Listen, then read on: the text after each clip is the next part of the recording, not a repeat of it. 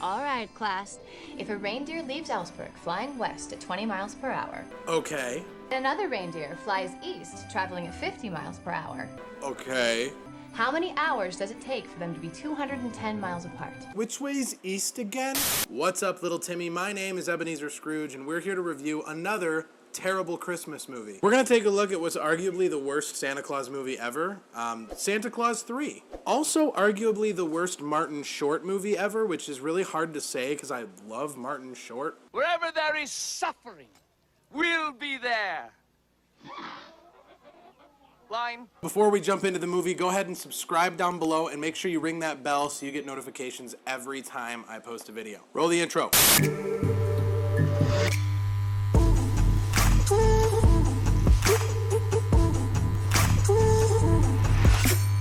So our movie begins with Mrs. Claus having a panicked rush straight to the ER in the North Pole. It was all a false alarm. She's fine. But I do have to say the kids in the scene that play the doctor and play the head elf, Curtis, nailed it. Help me, help you, help me, help you. Start with your blood pressure, okay?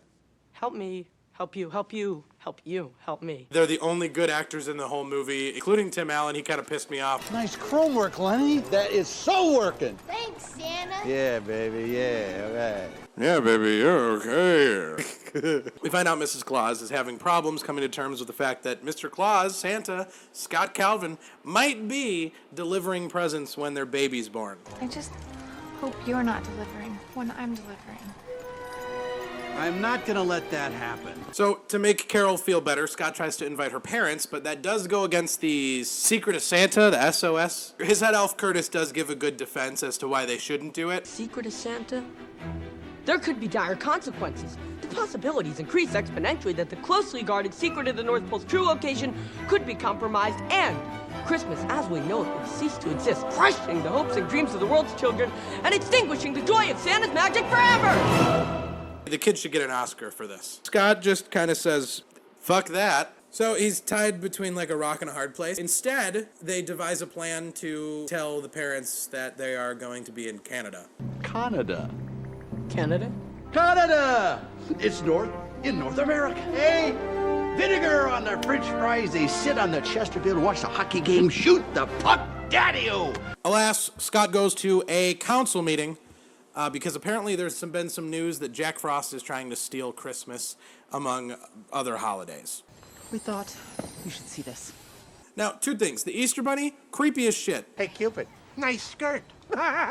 Two, Martin Short, God, I love you, dude. And your acting, even in this scene, the acting is pretty good. You gotta understand, I have enormous untapped potential. But the movie, no. But like during this, Scott realizes that the whole reason why he wants to make sure Christmas is perfect and he wants to make sure he can be there for his child is because he screwed up with Charlie. And then on top of that, I'm a tad bit worried about being a father again because I wasn't all that good at it the first time. Also, where did this council come from? Because in the first movie, the elves just followed whoever was wearing the suit, and now there's all of a sudden a council? Maybe if you'd attend a meeting once in a while, you'd know. So they put Jack through this bogus trial, and he just convinces Santa to give him community service. What if I tutor myself at the elbow of the master? Don't you think Santa would be a little wary if the guy who's trying to steal his holiday one day up and decided to come and help Santa out so that he could make amends? It's just very plot holy. Scott goes back to just visit with his ex-wife and with his daughter Lucy and Neil. I mean, this dude got really, really, really weird. Good looking sweater vest. It's reversible. It's very weird. But while Scott's visiting with his family, Jack Frost and the elves are setting up the town to look like Canada. And there's a couple hiccups. Guys, I've done it.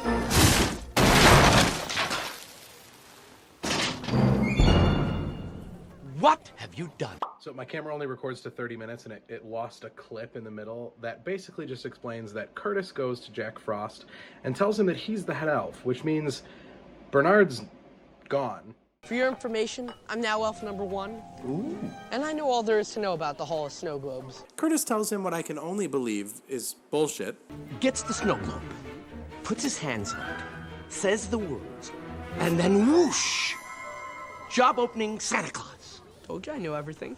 this sadistic little fuck. But then Jack just believes it. They also make Curtis deliver the line in such a way that you'd think he was being facetious. I wish that I had never become Santa at all.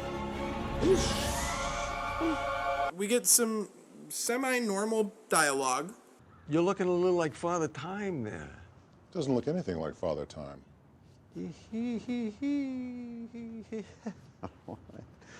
Oh, that's a nice door. Broken up by this. I swear, man, if the Sandman was that loud, nobody would fall asleep. Neil gets way too excited when going to the North Pole. Can we see the workshop? He spins around in the background of this shot for like a solid minute and a half. This is amazing! The in-laws get woken up to this creepy shit. Welcome to Canada! What's going on? Oh, what a strange flight. Now, when Neil and the gang go to look around the workshop, you'd think that they'd have a little bit more supervision, but again, it's just Curtis. Don't touch anything or otherwise interfere with the toy-making process. Who looks like 10, so that doesn't help. And we also know that he's kind of an asshole at this point. Look! Kobe the Magic Hands and accessories! Lucy! Lucy, come back here! Whoa! Trains! Why? Why are they just allowed to free roam? Like, this is the most magical, secretive place in the world, and they're allowed to just do whatever they want? I'm just gonna go make a doll. And then Jack Frost is allowed to just walk around the workshop unsupervised as well. He's a criminal. Jack does get his ego, like, totally eviscerated by Lucy when she, like, starts spouting off all these different fairy tale creatures. She goes through the whole list and leaves out Jack Frost. She even gets the Sandman. I didn't even know who the Sandman was till I was like fucking 15. I'm a legendary figure too with enormous power in my own right.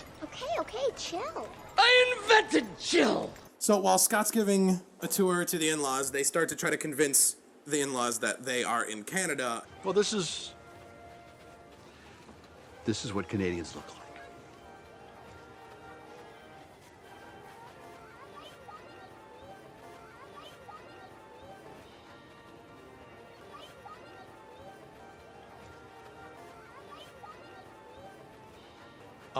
That's the best they had. We get a couple scenes of Jack Frost being pretty creepy. Such a blend of Gold Coast and Spanish cocos, sweet to the palate, but oh so warm to the tummy. With a trickle of cinnamon and orange essence, enough to drive the taste buds mad. But then he just starts fucking with Santa's machines and is trying to sabotage the workshop.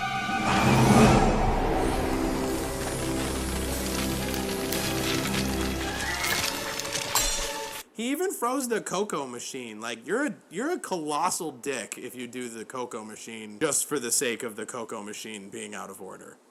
Jack Frost, more like jackass. Oh, thanks. He gets even creepier. Oh my, I love your hair. You do? Yeah, I do. And starts to fetishize Carol's mother singing the Jack Frost nipping at your nose line. Jack Frost nipping at your nose. Oh, I love it. I'm sorry. So the oven starts on fire, and the father-in-law just comes out and sprays it with a fire extinguisher. And he's just totally not convinced. Like, he doesn't even believe in his role in this movie. I think he's just here to collect a check. We got a dangerous situation now! Back off! Back off! Don't breathe! Don't breathe it! And then Santa starts making a toy, of course, out of the items that were damaged during the fiasco that Jack Frost set up. And he does it in this really weird, out-of-place animated montage.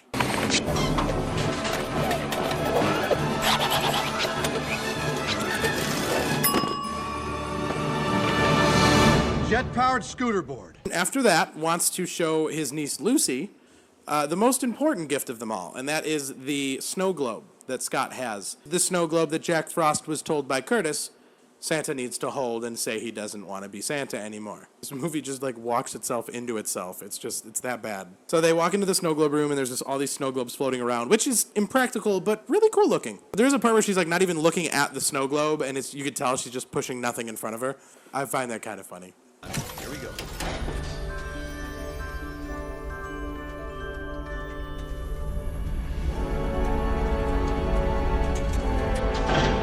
Oh shit, that's not good. So yeah, Jack took the snow globe. We flash back over to Scott and the family decorating the whole house. Carol's mom kind of just starts realizing that maybe the guy with the big white beard and the red and green clothes and the reindeer might be Santa Claus. It's strange how much this resembles.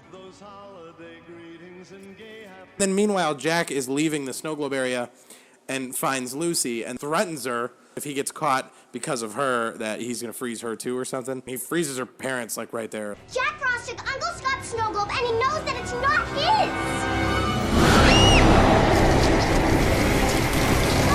his! Iced him. So he just sneaks back into the party like he's welcome and then unscrews the Christmas tree, which I don't get it. How did nobody see him unscrew that from the tree? I'm getting so tired of this movie. Moving on. He just wants to skip the whole snow globe thing and go straight to killing Santa, doesn't he? I just want to say, well,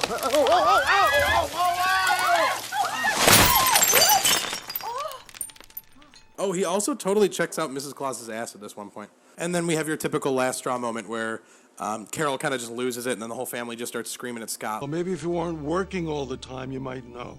well, maybe you just don't understand the pressure I'm under. Well, maybe it's not as bad as being ripped away from your family and told you can't see them anymore. You're not around enough. You're doing too many toys. If you fucking knew he was Santa Claus, I think you'd cut the guy some slack. Don't say anything you'll regret. Oh, fuck off, Jack. I think we all need to cool down for a second, huh? Speaking of him, he brings Santa out, again, unsupervised criminal, and tries to cool him off, but actually just hands him the snow globe and then convinces him to say, I wish I was never Santa Claus. I wished I'd never been Santa at all. Happy? And then clearly, because that was just a really dumb way to write the movie, it didn't... I am now. It worked. Never mind. It worked. Yeah. So Curtis is just a piece of shit. Help me, help you, help you, help you, help me. Help me, help you. Two-faced, backstabbing little elfie son of a... I need to chill. I invented chill! Okay, yeah, this movie is fucking terrible, and Curtis is a little narc. Well, anyways, they transport back to the first movie, and then Jack Frost and Scott fight over the jacket, and Jack gets the jacket. Adios, fatty! And then we see Scott Calvin as Scott Calvin for the first time in 3 movies, which, to be honest, is kind of depressing as hell. What are you doing here? Came over to see you. Why? Because we don't see each other enough. Apparently, if Scott's not around, everybody suffers. But along his journey, he finds out that Jack Frost has turned the North Pole into a tourist attraction. Frost. What? Frost turned the North Pole into a theme park. Capitalism and corporate greed have taken over the North Pole that we all know and love. Look, listen, I'm all for good messages, but can we quit lining children movies with political agendas, please? Do I look like a cash machine? Is that too much to ask? I want to go see Santa!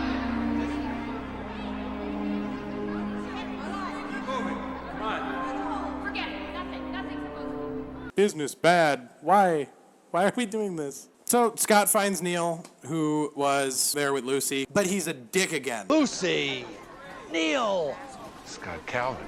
And it's awesome. Neil's just back to normal. Scott, I know you think therapy is like witchcraft, but you of all people might consider it. And he just sits there for like 5 minutes and just blames Scott for all his problems. It shouldn't be any news to you, Scott. You were never a father to Charlie. You put all the pressure on me, and guess what? He didn't want me to be his father. Oh, and Curtis, the backstabbing little mall rat, he's now a mall elf. Excuse me, sir. Curtis! Yes, sir. Can I offer you 2 tickets for a turn to build a toy with Santa's elves? No. Plus, I'll throw in this year's commemorative pen. What is that? Witch's voice and hands. Will that be cash or credit card, sir? Will that be cash or credit card, sir? Kids also can be paid onto the naughty list by their parents. Aunt Becky would love the North Pole. Man, I can smell the privilege. And now comes the reveal of Jack Frost's version of Santa Claus. If the writing wasn't the reason why this movie got terrible reviews, this was it. I'll take care of him. I can't look away, but I want to, but I can't. So Scott tries to convince Jack that this is wrong and explains that he's going to screw up Christmas forever. Frost, what about the secret of Santa? How could you do this to the North Pole? So I totally forgot to mention the only good part about the writing in this movie. And it's something that Scott does right here that's super tricky. Because you tricked me. Tricked you? Give me a break. I didn't know you had my snow globe. Maybe not. But who said I wish I'd never been Santa at all? What? I said, who said I wish I'd never been Santa at all? Keep that in your noggin for later. And when that doesn't work, Scott's escorted by like NYPD police in the middle of the North Pole. Weird. Jack Frost goes on this weird tangent and wants to have this variety show with all these elves and eventually a song by him. You don't want to miss this. Scott tells Lucy to go get the snow globe, and he tells her, hey, I know you like snow globes. I'll tell you where there's a good snow globe. Just up those stairs, behind a vending machine, is a secret room filled with snow globes like you've never seen before. He tells her where the snow globe room is and tells her the password. Now, don't you think that Jack would have changed the code to the vending machine if like he became Santa? I feel like that would have been a thing that might have been on like the priority list. Hey, you know that thing that could like take away my powers? Let's put that in a room and then just never change the code. And then while she's grabbing the globe, this happens. Start spreading the news. I am so sorry. You want to be a part of it. North Pole, North Pole. No one wants this. North Pole.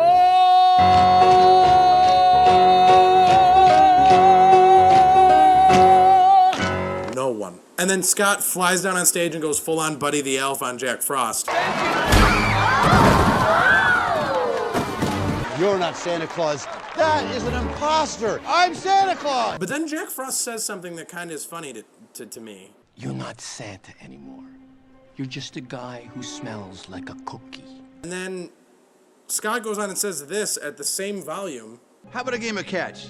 Lucy, toss it. It's a little bit louder, but virtually the same volume, and she hears it, and she's all the way across the stage. So everyone heard him say that, and Jack would just keep going if Scott doesn't stop him, and nobody's going to be like, hey, didn't he just say any more? But when Lucy throws a snow globe to Scott, Scott purposely gets Jack kind of lined up with the shot, and Jack has to catch it.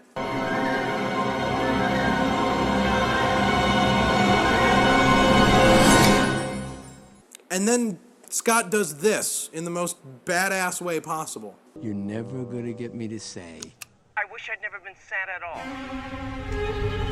Now who said that? Rudolph? Rudolph's mama? So they get thrusted back to 1990s. How do I look? Nice? Scott kind of has to battle with Jack and keep him at bay. Then eventually Jack just gets Thanos snapped away. Everybody lives happily ever after, and then Scott just tells his in-laws that he's Santa. I'd like you all to say hello to the in-laws. Hello, in-laws. Hello.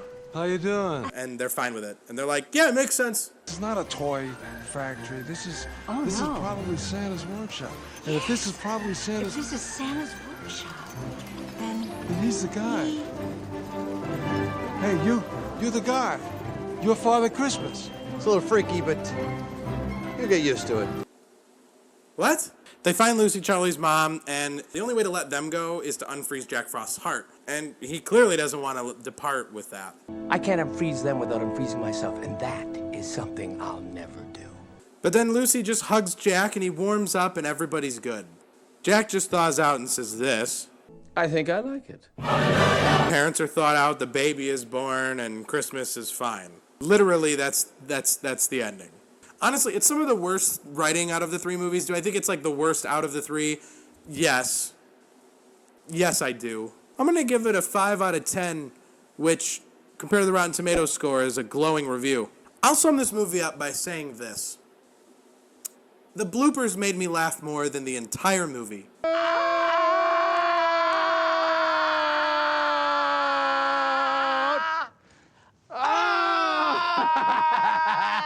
And that's just sad. That's it for me, guys. Thank you so much for watching and supporting my channel. It means the world to me. And before you go, write down in a comment below, which Santa Claus movie is your favorite? Santa Claus 1, 2, or 3? We'll see you guys next week. Peace out. I'm breaking down the spliff. I'm rolling up the shits. I'm smoking on that piff. Yeah, I'm just so lit. Yeah, I'm just so. I'm so lit. I'm so.